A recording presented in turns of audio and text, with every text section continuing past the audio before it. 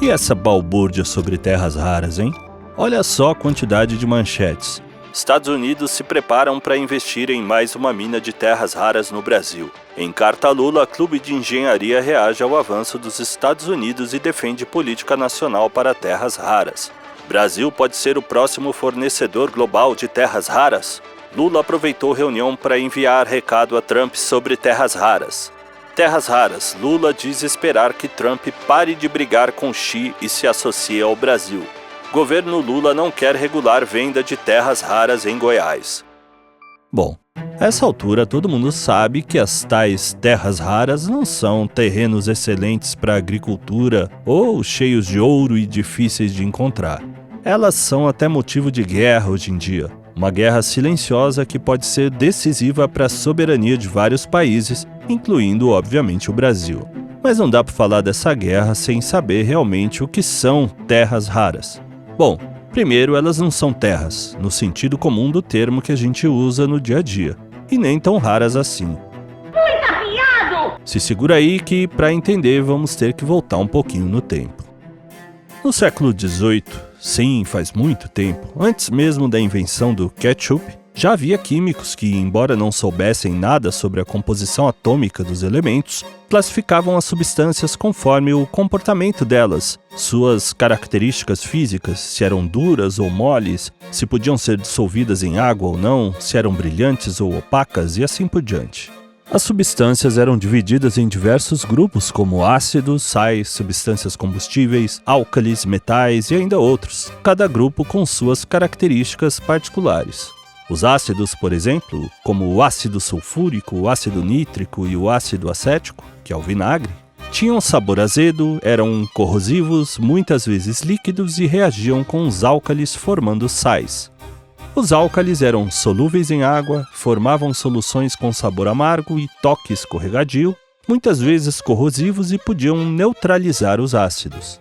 Já os metais eram brilhantes, sólidos, maleáveis, podiam ser esticados até virarem fios, tinham alta densidade e eram condutores de calor e eletricidade, e assim por diante.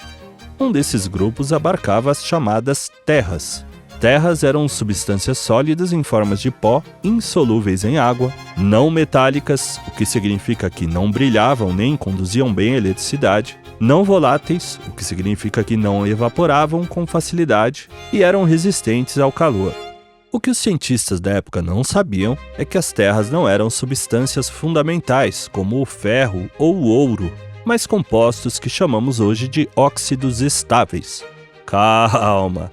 Para quem cabulou as aulas de química na escola ou estava mais preocupado com o comprimento da saia da professora, fica tranquilo.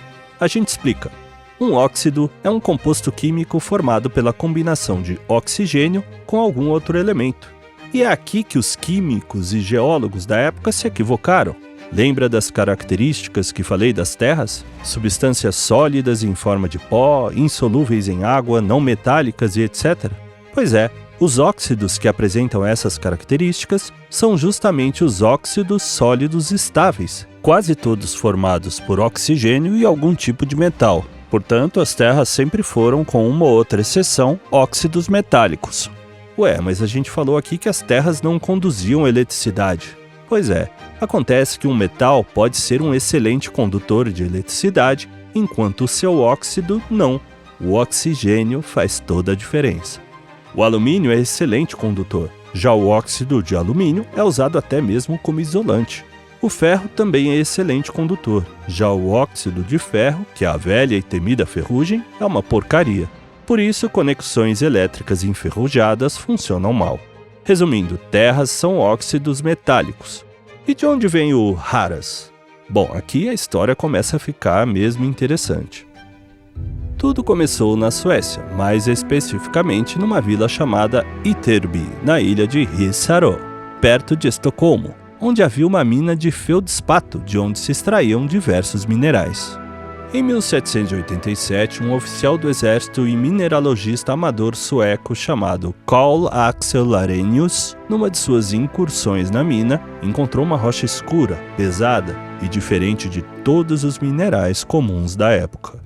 Aquele mineral foi chamado primeiramente de ytterbita, fazendo referência ao nome da vila onde foi encontrada, uma prática bem comum em mineralogia.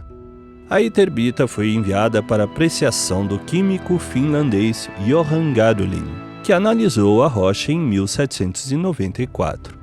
E esse tal de Gadolin fez algumas descobertas bem interessantes. Cerca de 38% da rocha era composta por uma substância desconhecida, um tipo de terra nunca identificado antes. Essa substância ficou conhecida como ítria. Quem poderia imaginar que daquela rocha escura e pesada retirada da mina de Ytterby se extrairia o ítrio, metal de terras raras que seria usado no futuro para produzir a cor vermelha em TVs, monitores, LEDs e displays, na fabricação de lasers como os usados em cirurgia oftalmológica, em odontologia, na indústria, em corte de precisão e soldagem de metais, para conduzir eletricidade praticamente sem resistência em baixas temperaturas em trens magnéticos, computação avançada, em ligas metálicas para aumentar a resistência ao calor e melhorar a resistência à oxidação de turbinas de avião, motores de foguete, em cerâmicas especiais e outros materiais resistentes à radiação, radioembolização hepática e tratamento de alguns tipos de linfoma. Isso só para começar. Mas voltando, as terras raras têm propriedades químicas extremamente parecidas e eram quase impossíveis de separar com a tecnologia da época. Estavam todas misturadas, mas pareciam uma só. Gadolin e seus colegas químicos acreditavam ter descoberto uma única nova terra.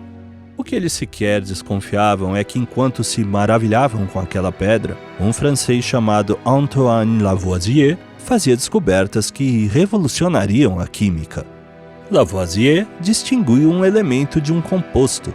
Elemento passou a ser aquela substância que não poderia ser decomposta por métodos químicos conhecidos. Já um composto era uma substância formada pela combinação de elementos. Ele descobriu, por exemplo, que metais aquecidos ganhavam oxigênio. Antes, a maioria dos químicos da época afirmava que todas as substâncias combustíveis continham uma espécie de princípio do fogo invisível chamado flogisto. Quando a madeira queimava, por exemplo, eles acreditavam que o flogisto contido na madeira escapava para o ar e sobravam as cinzas. Mas a teoria apresentou um primeiro problema. Os metais, quando queimados, ficavam mais pesados, ganhavam massa. Como poderia um material perder parte dele e ficar mais pesado? Pois bem, Lavoisier, que hoje é nome de laboratório, descobriu que o ferro, quando queimava, não perdia o tal flogisto, mas ganhava oxigênio. É por isso que o óxido de ferro, ferro enferrujado, é mais pesado que o próprio ferro. As coisas não queimam porque existe um princípio do fogo dentro delas, mas porque reagem com o oxigênio. Depois que as descobertas de Lavoisier foram sendo difundidas, os químicos começaram a se perguntar: epa, será que esse mineral é um novo elemento ou um composto? Essa terra é realmente um elemento fundamental ou é um óxido contendo um novo metal? Hoje a gente sabe que aquela pedra encontrada na mina de Ytterby era principalmente óxido de ítrio, misturado com outros lantanídeos. Com o passar do tempo e o aprimoramento das técnicas de decomposição das substâncias, só em Ytterby, além do ítrio, foram descobertos o térbio, o érbio e o itérbio. A mina de Ytterby é o lugar que mais deu nome a elementos na tabela periódica. E quem poderia suspeitar que essa descoberta seria tão crucial para o avanço tecnológico da humanidade? O térbio hoje é o responsável pela cor verde em TVs, monitores, lâmpadas fluorescentes e painéis de LED. Faz parte da composição de ímãs permanentes de neodímio, que são usados em veículos elétricos, turbinas eólicas, drones, robôs industriais e sistemas militares. O térbio aumenta muito a resistência térmica desse tipo de ímã, diminuindo assim a perda de força magnética. Já o érbio é usado principalmente em fibras óticas, porque amplifica diretamente o sinal luminoso, possibilitando internet mais rápida, cabos submarinos transoceânicos e redes globais de telecomunicações. E o itérbio é usado fundamentalmente na fabricação de lasers. Os lasers de fibra dopada com itérbio são ótimos para o corte de aço, soldagem industrial, fabricação de automóveis, indústria aeroespacial, produção de semicondutores e muito mais. a produção e o controle das terras raras têm impactos geopolíticos e econômicos, já que são considerados minerais críticos para a economia global e para a segurança nacional de muitos países. Para resumir, as terras raras são os 15 elementos químicos do grupo dos lantanídeos: lantânio, cério, praseodímio, neodímio, bromécio, samário, európio, gadolínio, térbio, disprósio, ólmio, érbio, túlio, itérbio e lutécio, e mais o escândio e o ítrio. Esses dois últimos não são lantanídeos, mas são classificados como terras raras por se encontrarem nos mesmos minerais. Portanto, as terras raras são elementos químicos encontrados em certos minerais.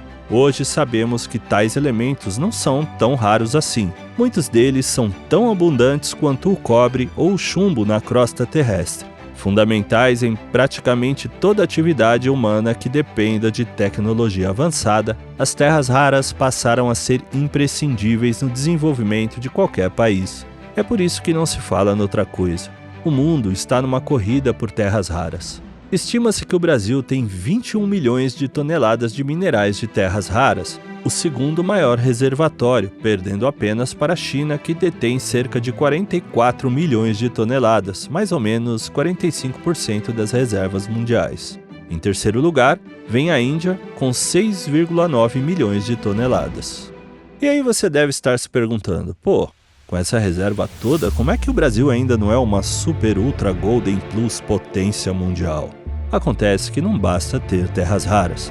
A gente precisa desenvolver indústria, tecnologia, ciência de ponta. A gente tem que escolher o caminho certo.